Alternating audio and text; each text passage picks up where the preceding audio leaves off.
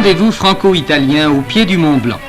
M. Pompidou et M. Fanfani, avant d'aller s'entretenir de l'Europe à Turin, ont inauguré le tunnel qui traverse désormais le plus haut sommet des Alpes. Les deux présidents du Conseil ont emprunté le petit train des ouvriers pour gagner l'Italie et ont officiellement constaté, comme le feront les automobilistes en 1964, qu'il n'y a plus de Mont Blanc. Reste évidemment un sommet de ce nom au-dessus d'une mer de nuages. Une crête éternellement blanche qui fascinera toujours les hommes.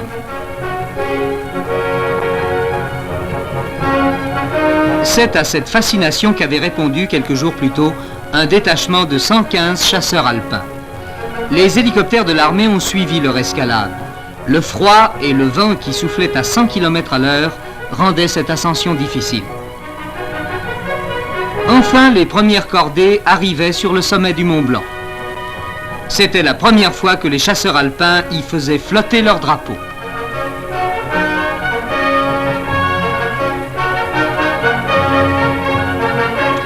Si la traversée du Mont Blanc devient chose facile aux voyageurs, son ascension restera toujours réservée aux meilleurs.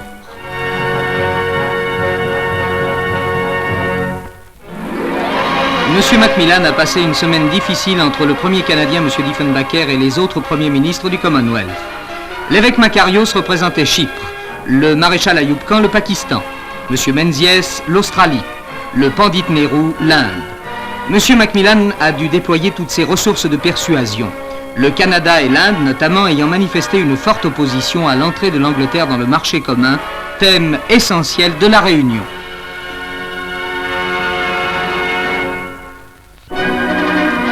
La conférence qui a réuni à Libreville les chefs des États des 12 pays francophones d'Afrique et de Madagascar est une étape importante sur la voie du regroupement africain. L'Union africaine et malgache a tout juste 1 an. Appuyée sur l'Organisation de coopération économique, elle apparaît aujourd'hui comme la formation la plus capable de rapprocher les deux Afriques, celle de Monrovia et celle de Casablanca. À Paris, pour le premier conseil des ministres qui suivit le voyage en Allemagne du général de Gaulle, M. Pompidou a conduit à l'Élysée une équipe remaniée. Remaniement qui laisse à M. Jox les affaires algériennes, mais fait de M. Robert Boulin le secrétaire d'État au budget, de M. Alain Perfit le ministre chargé des rapatriés, et de M. Christian Fouchet, ancien haut-commissaire de France en Algérie, le ministre de l'Information.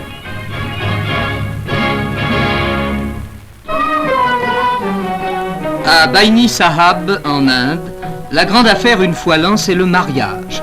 Sous la haute présidence du chef de la secte, tous les fiancés koukas de l'année convolent ensemble en juste noces. C'est ainsi que 50 jeunes filles ont apporté leur obol avant d'aller rejoindre leur fiancé. Telle est en effet la règle des koukas. Le mariage doit être célébré le plus modestement possible et coûte 13 roupies, quelques 5 nouveaux francs.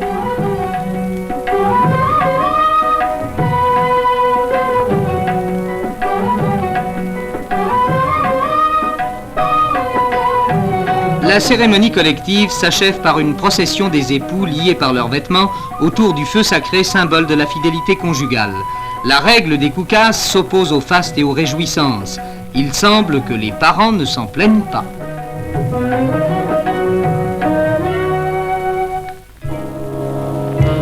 Dans un but hautement scientifique, 2 plongeurs, Claude Wesley et Robert Falco, ont entrepris de vivre sous l'eau à l'intérieur d'un cylindre de 2,50 m de diamètre. C'est dans cet habitacle prototype des futures villas sous-marines qu'ils ont décidé de passer 8 jours par 10 mètres de fond. L'immersion de Diogène, la maison sous la mer, a eu lieu au large de Marseille en présence du commandant Cousteau, promoteur de l'expérience. Travailler et vivre sous l'eau sans regagner la surface, est-ce possible? En tout cas, à l'heure où l'on fait vivre l'homme dans l'espace, il était temps de songer à le faire vivre aussi au fond des mers.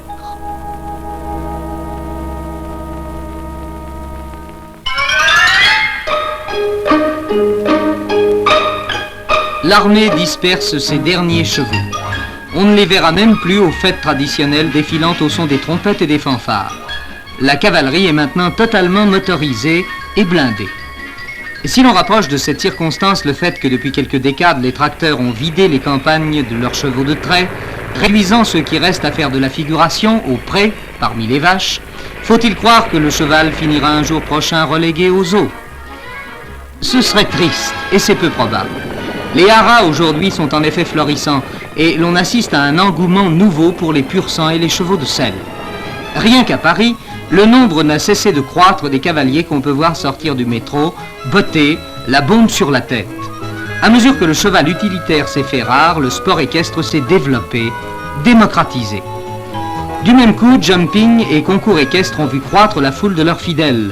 L'ami de l'homme n'a peut-être jamais eu autant d'admirateurs, pour peu que l'on évoque le public des champs de course. La loterie nationale a joint à la foule des turfistes l'immense foule des profanes, en associant ces tranches spéciales aux grandes épreuves hippiques, rendez-vous du Gotha du cheval, tel le Grand Prix de l'Arc de Triomphe. Que l'un des cracks qui s'entraînent à Chantilly, match, tambourine, Exbury ou autre armistice, puisse rapporter l'un des deux gros lots de 1 et de 2 millions de nouveaux francs, c'est assez pour que la France entière se sente la vocation d'encourager la race chevaline.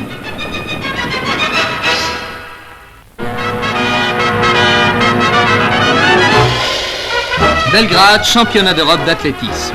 Le stade de l'armée est comble et personne ici ne doute de la suprématie des soviétiques qui d'ailleurs emporteront 7 médailles d'or. Le maréchal Tito en personne a ouvert les jeux et préside à la table des officiels. Au 10 000 mètres, le favori Bolotnikov prend immédiatement le commandement des opérations. Dans le peloton bien accroché, Boget peut encore espérer une médaille, mais les candidats à la seconde place sont nombreux.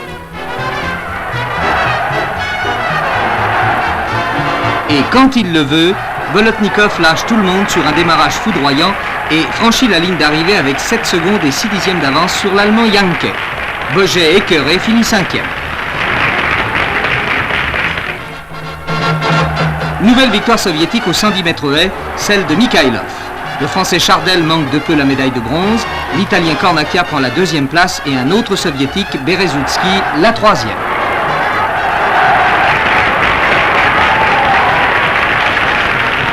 Un autre Soviétique, Valéry Brumel, avec 2,21 m au saut en hauteur, décroche lui aussi un titre européen.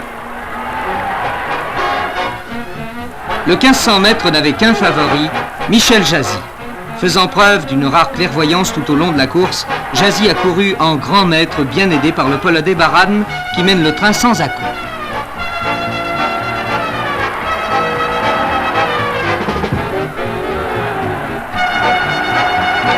Tous les hommes restent groupés jusqu'au moment où Jazy juge bon de s'envoler. Il le fait impitoyablement.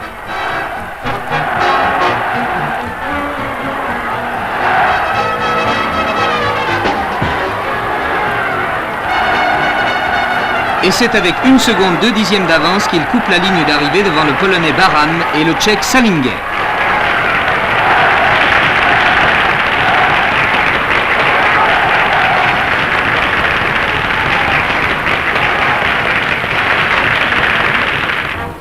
On espérait une médaille d'argent pour le Français Delécourt au 100 mètres.